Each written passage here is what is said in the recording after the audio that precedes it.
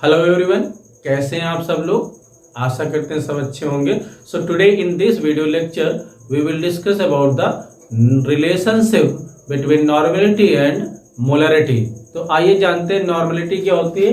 So as you know that normality क्या होता है, number of gram equivalents of solute present in 1 litre of a solution.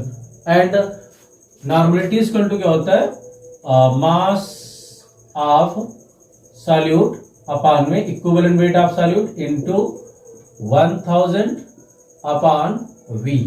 V it is the volume of solution in ml. This is the relation formula of normality.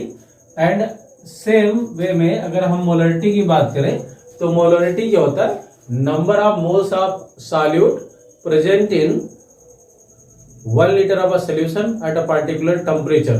तो molarity equal to क्या होता है, molarity weight upon में molecular weight into 1000 and V ml में, ये volume of solution है।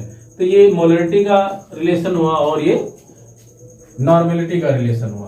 अब इन दोनों के कंपैरिजन से हम नॉर्मेलिटी और मोलरिटी में रिलेशनशिप निकाल देंगे। तो नॉर्मेलिटी इक्वल टू हो जाएगा, तो इसमें आप ये देखेंगे ये फैक्टर और ये फैक्टर, ये दोनों कॉमन है, ठीक है। तो अब हम देखेंगे ये और ये, तो इनमें हम देखो normality into equivalent weight, weight दोनों में सेम है तो ये भी कैंसिल आउट हो जाएगा। Normality into equivalent weight equal to molarity into molecular weight. इसको हम m डैश से कर देते हैं ताकि आपको दिक्कत ना हो। ये आपका रिलेशन निकलेगा। तो यहां से अगर हम देखें तो नॉर्मेलिटी इक्वल टू क्या हो जाएगा, मोलरिटी इनटू मॉलिक्यूलर वेट या मोलर मास अपॉन में आप इक्विवेलेंट वेट कह सकते हैं। अगर हम एसिड की नॉर्मेलिटी निकालें, नॉर्मेलिटी ऑफ एसिड, तो अगर हम नॉर्मेलिटी ऑफ एसिड की बात करें, नॉर्मेलिटी ऑफ एसिड, तो ये हो जाएगा आपका मोलरिटी, और इस फैक्टर को हम मान लेते हैं, एसिड में क्या होता है बेसिसिटी, या इसी को n फैक्टर मान लेते हैं बेसिसिटी।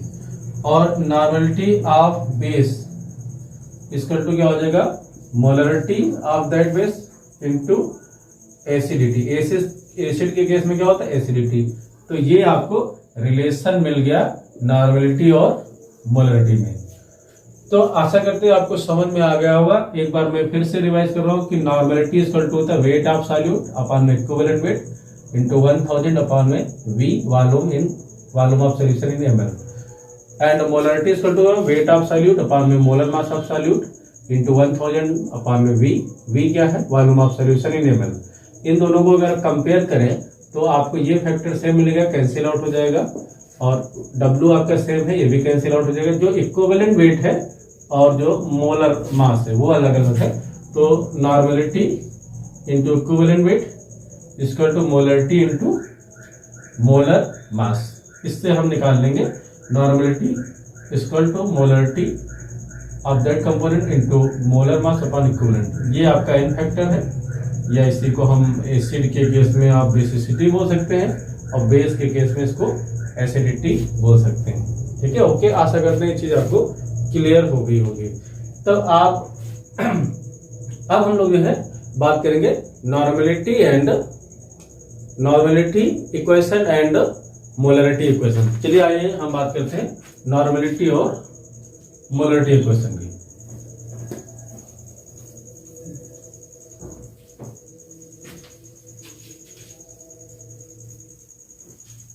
चलिए बात करते हैं। तो अब हम बात करेंगे नॉर्मेलिटी और मोलरिटी इक्वेशन की। तो आइए देखते हैं। As you know that N1 V1 equal to N2 V2, इसको हम बोलते हैं नॉर्मेलिटी इक्वेशन। ये क्या है, नॉर्मेलिटी इक्वेशन।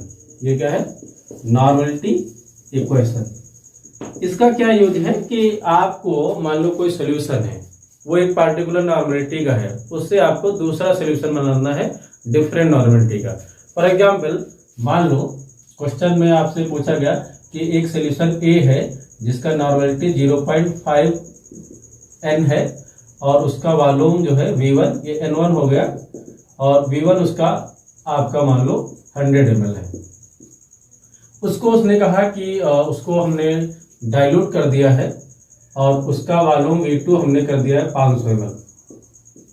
अब इसका नॉर्मलिटी क्या होगा, मीन्स N2 क्या होगा, इसको निकालना है। तो फिर इस फार्मूले का यूज करेंगे। तो N1 इक्वल टू कितना है 0.05 इंटू V1 कितना है 100 ml। और इससे बनाया क्या है, उसने N2 हमें निकालना है और इसको 500 ml कर दिया है। अब N2 इक्वल टू क्या हो जाएगा, N2 इक्वल टू हो जाएगा आपका 0.05 इंटू 100 अपान में 500। अब जो है आप इसको सॉल्व करिए, ये पॉइंट हटा दीजिए, 1 2 2 जीरो कैंसिल हो जाएंगे, तो क्या जब 5 अपान में 500, ठीक है। आप इसको कैंसिल करिए, 5 1 जा 1, 5 1 जा तो 1/100, मतलब ये कहते हैं 0.01 नॉर्मल। मीन्स इसकी नॉर्मलिटी जो V2 सोल्यूशन, मतलब ये जो है सेकंड आपका ये सोल्यूशन था वो A था, इससे आपने क्या बनाया B सोल्यूशन। तो B सोल्यूशन का नॉर्मलिटी क्या होगा 0.01, ठीक है। तो सिमिलरली अगर आपको मोलरिटी इक्वेशन अप्लाई करना हो तो कैसे करेंगे, चलिए मोलरिटी के लिए देखते हैं। सिमिलरली सेम वे में मोलरिटी इक्वेशन भी होता है। चलिए बात करते हैं मोलरिटी की। जो मोलरिटी इक्वेशन है समझिए, मोलरिटी इक्वेशन को समझिएगा M1 V1 equal to M2 V2। इसमें दो इक्वेशन है, ये आप जो है पहला पढ़ेंगे M1 V1 equal to M2। यहाँ पर जो है कोई मान लो सेम सोल्यूशन को हम डाइल्यूट करते हैं। फॉर एग्जाम्पल आपसे क्वेश्चन है कि मान लो आपके पास 0.05 मोलर H2SO4 सोल्यूशन है और इसका आपके पास जो वॉल्यूम है वो V1 होगा, ये M1 होगा। इसका वॉल्यूम मान लो आपके पास 40 ml है और इससे आपने V2 वॉल्यूम बनाया है और ये आपने जो है 400 ml इसको डाइल्यूट कर दिया है और यहां से आपको M2 निकालना है। जो आपने B सोल्यूशन बनाया, ये सोल्यूशन आपका A है, इसका मोलरिटी दिस 0.05 मोलर और वॉल्यूम इसका 40 ml है। और ये B सोल्यूशन है जिसको हमने डाइल्यूट कर दिया है और इसका मोलरिटी नहीं पता है। तो मोलरिटी निकालेंगे तो यहाँ से हम इसमें वैल्यू रख देंगे। M1 क्या है 0.05 है, V1 क्या है 40 है, इक्वल टू M2 हमें निकालना है और V2 कितना दिएगा 400। तो चलिए M2 निकालेंगे।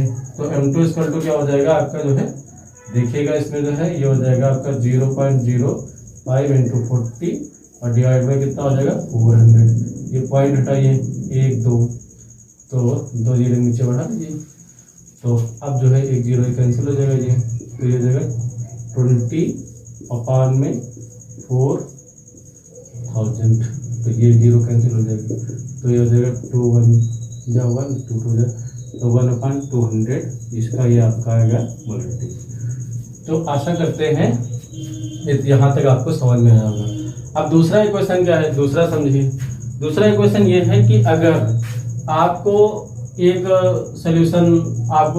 सोल्यूशन दिया है और उसकी हेल्प से दूसरे कंपोनेंट, दूसरे टाइप के सोल्यूशन की मोलरिटी निकालना है। फॉर एग्जांपल ये आप टाइट्रेशन में इसका यूज करेंगे, जो अभी फार्मूला हम आपको बताने जा रहे हैं वो टाइट्रेशन में हम लोग यूज करते हैं। जैसे मान लो आपका ऑक्जेलिक एसिड का सोल्यूशन है, ऑक्जेलिक एसिड का सोल्यूशन है आपके पास ऑक्जेलिक एसिड, और दूसरा सोल्यूशन है आपका NaOH। तो होता क्या है, जो ऑक्जेलिक एसिड होता है इसका प्राइमरी सोल्यूशन बन जाता है और NaOH का प्राइमरी सोल्यूशन नहीं बन पाता है। तो मान लो ऑक्जेलिक एसिड का मोलरिटी आपको दिया गया है वो है 0.05, ये आपका मोलरिटी दिया है M1, ये M1 आपको दिया गया है और इसका मोलरिटी आपको निकालना है M2, पता नहीं है। और इसका जो वॉल्यूम दिया है वो मान लो दिया है आपका 25 ml यूज करते हैं और इसका V2 हमें जो है फाइंड आउट करना होता है बाय टाइट्रेशन। तो ये मान लो आपका जो है 50 ml आ गया है, टाइट्रेशन से यूज करेंगे। तो ये मान लो V2 आपको दिया 50 ml। तो अब यहाँ पर जो फार्मूला अप्लाई करेंगे वो हम अप्लाई करते हैं, ये वाला फार्मूला अप्लाई करेंगे, M1 V1 अपान में N1 equal to M2 V2 अपान में N2। यहाँ पर जो M1 है it is a molarity of solution 1, V1 क्या है वॉल्यूम ऑफ सोल्यूशन 1, N1 क्या मोल्स ये मोल्स है, मोल्स ऑफ कंपोनेंट ए या सोल्यूशन 1, और ये क्या है, मोल्स ऑफ कंपोनेंट बी या सोल्यूशन 2। तो इसमें मान लो हमने इसको सोल्यूशन ए माना है, तो इसकी मोलरिटी, तो इसका जो N1 होगा वो कैसे निकालेंगे और इसका N2 कैसे निकालते हैं, तो ये जो है केमिकल इक्वेशन से निकलेंगे। जैसे ऑक्जेलिक एसिड है तो ये क्या है, ये ऑक्जेलिक एसिड है, और ऑक्जेलिक एसिड ये आपका डाइवेसिक होता है। इसका जब आप NaOH से रिएक्शन कराएंगे तो इसमें ऑक्जेलेट बनेगा, तो ये COO माइनस COO माइनस। तो इसमें कितने पार्ट इसके यूज हो जाएंगे, इसके जो है 2 मोल यूज होंगे। तो ये सोडियम प्लस और ये सोडियम प्लस, मतलब ये आपका जो है डाई सोडियम ऑक्जेलेट है, और ये आपका ऑक्जेलिक एसिड है, ये ऑक्जेलिक एसिड है NaOH। तो इसका N1 क्या है, N1 इसका जो है यहाँ पर 1 मोल है, ये 1 है। इसका N2 क्या है, ये 2 मोल है, 2 मोल। तो यहाँ से आपका N1 और N2 निकल आएगा।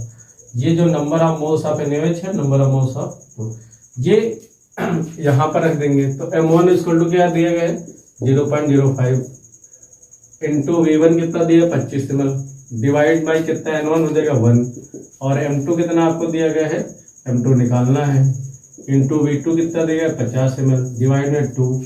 तो M2 इक्वल टू यहाँ से आप निकालेंगे, तो हमें M2 निकालना है। चलिए M2 हम निकाल रहे हैं, आइए M2 यहाँ पर निकाल दे रहे हैं। M2 इक्वल टू यहाँ पर निकाल दे रहे हैं, देखिएगा यहाँ से जो है M2 निकालेंगे, तो ये जो है यहाँ पर देखिएगा M2। तो M2 इक्वल टू क्या हो जाएगा 0.05 इंटू 25, और ये इंटू 2 से मल्टीप्लाई हो जाएगा अपान में 50, ठीक है। तो ये M2 इक्वल टू हो जाएगा, तो इसको आप ये पॉइंट हटाइए, 1 2 0 यहाँ पर लगाइए, ठीक है।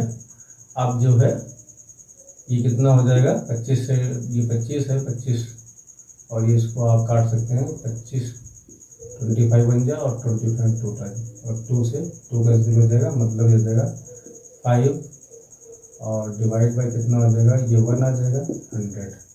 तो ये अब जो है 5 बन जा 5 2 जा, मतलब 1/20, मतलब ये कितना आ जाएगा 0.05 मोलर, ये आपका आ जाएगा, कितना आ जाएगा 0.05 मोलर। तो इस तरीके से आप मोलरिटी को निकाल सकते हैं। बेसिकली ये वाला जो इक्वेशन होता है ये टाइट्रेशन में यूज करते हैं, वहां पर हम एक मीन्स ऑक्जेलिक एसिड का मोलरिटी नोन होता है, और जो NaOH होता है उसका मोलरिटी नोन नहीं होता। तो उस जो ऑक्जेलिक एसिड है उसकी हेल्प से हम NaOH की मोलरिटी को निकालते हैं। जब मोलरिटी निकल आती है तो हम उससे स्ट्रेंथ को निकाल लेते हैं। स्ट्रेंथ को कैसे निकालते हैं आइए जानते हैं। जैसे आपका जो है मोलरिटी आपने निकाल ली, तो मोलरिटी को अगर मॉलिक्यूलर वेट से मल्टीप्लाई कर दे तो स्ट्रेंथ आ जाती है। तो जो स्ट्रेंथ होती है, स्ट्रेंथ वो ग्राम पर लीटर होती है, तो ये हो जाएगा मोलरिटी इनटू मॉलिक्यूलर वेट। तो जब मान लो मोलरिटी आपकी जो है 0.05 आ गई NaOH की, और NaOH का मॉलिक्यूलर वेट क्या होता है 40 से मल्टीप्लाई कर दोगे तो जो भी आंसर आपका आ जाएगा वो ग्राम पर लीटर में स्ट्रेंथ आ जाएगी। स्ट्रेंथ क्या होती है, ग्राम पर लीटर में होती है। तो इसको मल्टीप्लाई करिए, ये आप पॉइंट हटाइएगा और इसमें 120, तो ये हो जाएगा 5 × 40 डिवाइड बाई 100। तो ये पॉइंट ये 5 4 5 20 10, तो ये हो जाएगा 2 ग्राम पर लीटर। ये स्ट्रेंथ कितनी आ जाएगी 2 ग्राम पर लीटर, ठीक है, क्लियर। ये 2 ग्राम पर लीटर आपकी स्ट्रेंथ आ जाएगी। तो अगर आपने नॉर्मेलिटी निकाला है तो वहां पर भी स्ट्रेंथ आ जाती है। अगर आपने नॉर्मेलिटी निकाला है तो नॉर्मेलिटी इनटू इक्विवेलेंट वेट, इससे भी स्ट्रेंथ निकाल सकते हैं, ठीक है। मोलरिटी में मॉलिक्यूलर वेट से मल्टीप्लाई करें और नॉर्मेलिटी में इक्विवेलेंट वेट से मल्टीप्लाई करें। तो आशा करते हैं आपको यहाँ तक समझ में आएगा। आगे का हम जो है नेक्स्ट वीडियो लेक्चर में एक्सप्लेन करेंगे। Thank you so much.